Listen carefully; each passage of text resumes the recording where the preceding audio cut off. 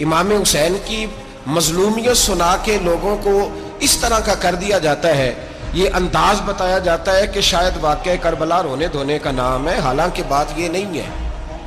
یزید کی لشکر جو امام حسین کے مقابلے میں آیا، امام حسین کے لشکر کی تعداد 72 تھی، تو یزید نے 22,000، مجھے بتائیے 72 کا 22,000 سے کو مقابلہ ہوتا ہے؟ عمر بن سعد نے پھر عبید اللہ ابن زیاد کو لکھا کہ 22,000 بندے تھوڑے ہیں، کچھ بندے زیادہ بھیج۔ تو عمر بن سعد کو عبید اللہ ابن زیاد کہنے لگے کہ تو پاگل تو نہیں ہو گیا، 72 کے لشکر کا 22,000 بھیجا، اور کتنا بھیجوں؟ تو اس نے کہا تمہیں یہ نہیں پتا یہ لوگ کون ہیں؟ یہ مولا علی شیر خدا کی اولاد ہے، ان میں ایک ایک شخص ایسا ہے جو 1,000 کے مقابلے میں لڑنا جانتا ہے۔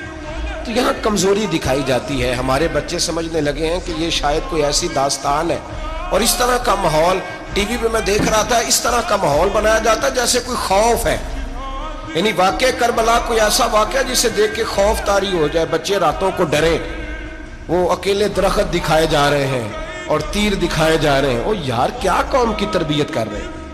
واقعہ کربلا حوصلے کا نام ہے، دلیری کا نام ہے۔ سنیں بات اصل میں کیا تھی، بڑے ٹھنڈے دماغ سے میری بات کو سمجھیے گا۔ حضرت مولا علی شیر خدا کے بعد مسلمانوں کے متفقہ امیر بنے تھے حضرت امیر معاویہ۔ انہیں امیر کس نے بنایا تھا؟ امام حسن نے، حضرت علی کے بڑے صاحبزادے۔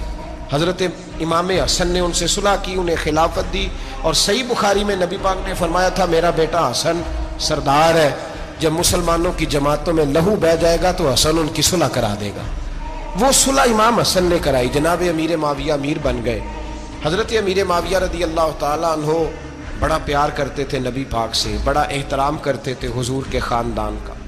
ان کی جو اجتہادی خطائیں ہیں وہ اپنی جگہ پہ موجود ہیں، چونکہ امام حسن نے ان سے صلح کر لی، لہذا ہم بھی ان کے بارے میں کوئی جملہ کہنے کے مجاز، ہماری مجبوری امام حسن ہے، اس لیے کہ جسے امام حسن صحیح کہے پھر امام حسن کے ماننے والے کو اسے غلط نہیں کہنا چاہیے۔ حضرت امیر معاویہ رضی اللہ تعالیٰ عنہ کا جب وصال ہوا تو حضرت امام حسن پہلے ہی ان سے وصال کر گئے، آپ کو زہر دے دیا کہ آپ شہید ہو گئے۔ امام حسین موجود تھے، تو یزید کے بارے میں لوگوں نے کہا جناب امیر معاویہ سے کہ یہ ٹھیک ہے، مناسب ہے، اور بہادر ہے، دلیر ہے، وہ جو ہوتے ہیں نا خوش آمدید ٹولہ۔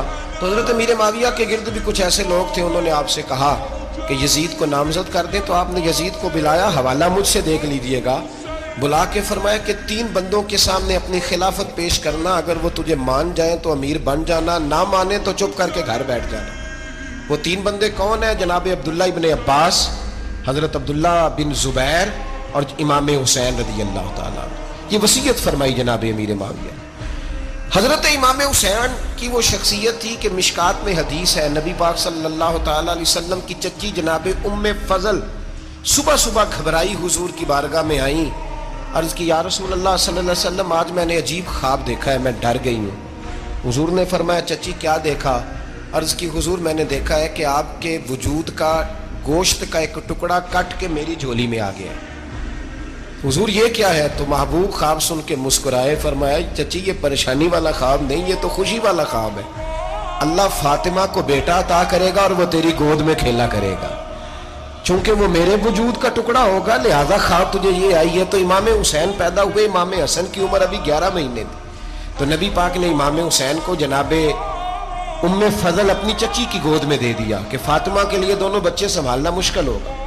وہ خواب اس طرح پوری ہوئی۔ امام حسین سے حضور نے بڑا پیار کیا، بڑی محبت فرمائی نبی پاک سے۔ کچھ حدیثیں میں نے جمعے میں عرض کی تھیں، حضرت ابو ہریرہ رضی اللہ تعالیٰ عنہ کہتے ہیں یہ واحد بچہ تھا حضور کے گھرانے کا کہ میں نے دیکھا کہ نبی پاک صلی اللہ علیہ وسلم بیٹھے تھے تو یہ حضور سے کہہ رہے ہیں، نبی پاک سے کہ نانا جی اٹھ کے کھڑے ہو۔ کہتے ہیں حضور کھڑے ہو گئے تو کہنے لگے میں نے آپ کے برابر جانا ہے۔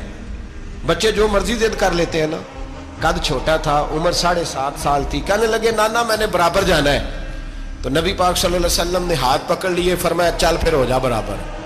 تو حضرت ابو ہریرہ کہتے ہیں انہوں نے حضور نے ہاتھ پکڑے، اوپر کھینچا تو امام حسین نے پہلے اپنے پیر حضور کے گھٹنوں پہ رکھے، پھر نبی پاک کے سینے پہ رکھے، اور جب ان کا قد سر تھوڑا سا حضور سے اونچا ہو گیا تو محبوب فرمانے لگے چل بس کر، تو نے تو کہا تھا آپ کے برابر ہونا، تو اوپر نکل گیا ہے، چل بس کر۔ فرماتے پھر امام حسین نے زبان باہر نکالی تو محبوب ان کی زبان چوسنے لگے، پھر ساتھ لٹا لیا اور انہیں سونگنے لگے. تو میں نے عرض کی حضور آپ حسین کو سونگتے کیوں ہیں؟ تو فرمایا ابو ہریرہ مجھے حسین کے وجود سے جنت کی خوشبو آتی ہے، مجھے حسین کے وجود سے جنت کی. ایک دن حضور گزر رہے تھے. اصل اس طرح تھا کہ یہ نبی پاک کا حجرہ تھا. جن لوگوں کو اللہ نے مدینے کی زیارت کرائی ہے وہ جان سکتے ہیں نبی پاک کا حجرہ تھا. تو حضور کے حجرے کی اس جانب یعنی مسجد کی جو بالکل سیدھ ہے اس کی بیک میں سیدہ فاطمہ رہتی. تو حضور اکثر نہ نماز کے لیے جب نکلتے تو حضرت فاطمہ کے حجرے کے پاس سے ہو کر دوبارہ محراب میں جاتے. محبوب حجرے کے پاس سے گزرے تو امام حسین رو رہے تھے. تو حضرت فاطمہ نے کسی بات میں جھڑک دیا تو امام حسین رونے لگے. تو نبی پاک نماز کے لیے گئے تو واپس لوٹ آئے اور واپس تشریف لا کے کہا فاطمہ حسین کو کیا ہوا؟ عرض کی یا رسول اللہ تنگ کر رہے تھے میں نے ڈانٹ دیا ہے. کیا خوبصورت جملے ہیں حدیث پاک میں. سرکار نے فرمایا فاطمہ اس کو حسین کو نہ رونے نہ دیا کر، یہ جب روتا ہے نا تو میرے دل کو تکلیف ہوتی ہے. تو بی بی صاحبہ کہتی ہیں یہ حکم آیا نبی پاک کا میرے نا، پھر میں نے ڈانٹنا چھوڑ دیا. یہ ان کے فضائل تھے کم. ان کی تربیت خود نبی پاک نے فرمائی، خود ڈیوٹی. میں کسی منطق کا میں اب تو اللہ تعالیٰ معاف کرے، پہلے ہم لوگوں کو کہتے تھے فلانی مجلس میں نہ جانا فلانی، اب تو مصیبت بن گئی ہے، جانے کی ضرورت نہیں، ہر شے موبائل میں آ گئی. مجھے بھیجتے ہیں کہتے ہیں حضرت صاحب یہ ذرا سننا یہ ذرا سننا.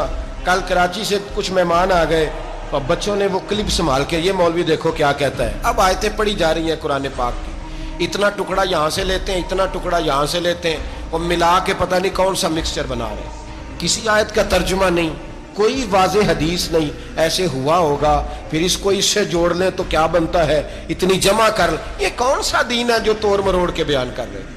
کون سا مذہب ہے؟ دین تو واضح کھلی کتاب ہے. اب ہمارا یہ شوق ہے، ہم ہر تماشا دیکھنا چاہتے ہیں. ہم اپنے لوگوں کی قدر نہیں کرتے اور بڑی بڑی دور جا کے ہم غلط معاملات میں جاتے ہیں، پھر ذہن ہمارے شکوک کا شکار ہوتے ہیں. ہمیں سمجھنا چاہیے کوئی ایسی کسی دلیل کی ضرورت نہیں ہے. جب ان کے واضح چیزیں ان کی کتابیں میں موجود ہے، حدیث میں موجود ہے، قرآن مجید میں ان کے فضائل کھل کے موجود ہے تو دور جانے کی کیا ضرورت؟ حضور ان کی ٹریننگ کراتے تھے. پہلی بات تو یہ ہے کہ نبی پاک نے دعا مانگی تھی یا اللہ میرے گھر والوں کو زیادہ روزی نہ دینا، انہیں ایک وقت روٹی دینا ایک وقت کی بھوک دینا. یہ جو 10 دن کربلا میں انہیں ٹینشن نہیں نہ ہوئی، انہیں عادت تھی فاقہ کرنے کی، انہیں 3 دن وصلی روزے رکھنے کی عادت تھی. پہلی بات. دوسرا یہ کہ جہاد کی تربیت حضور خود کراتے. حضرت فاطمہ الزہرا کہتی میں پردے کے پیچھے دیکھ رہی تھی، نبی پاک نے امام حسن اور حسین سے فرمایا چلو میرے سامنے کشتی لڑو. تو دونوں حضرات آپس میں جب کشتی لڑنے لگے تو نبی پاک نا امام حسن کو کہتے ہیں حسن حسین کو ٹانگوں سے پکڑو، حسن حسین کو پیچھے سے پکڑو. جب نبی پاک بار بار امام حسن کو بتا رہے تھے تو سیدہ پیچھے سے بول پڑی، کہنے لگی یا رسول اللہ آپ چھوٹے کو بتائے آپ بڑے کو بتا رہے. بڑا تو پہلے 11 مہینے بڑا ہے تو آپ چھوٹے کو بتائے بڑے کو بتا رہے. تو فرمایا فاطمہ تو چپ کرنا، جو میں دیکھ رہا ہوں تو نہیں نہ دیکھ رہی. ایک کو میں بتا رہا ہوں دوسرے کو جبریل امین بتا رہے ہیں. تو یہ حضور نے اپنے سامنے ان کی تربیت کی.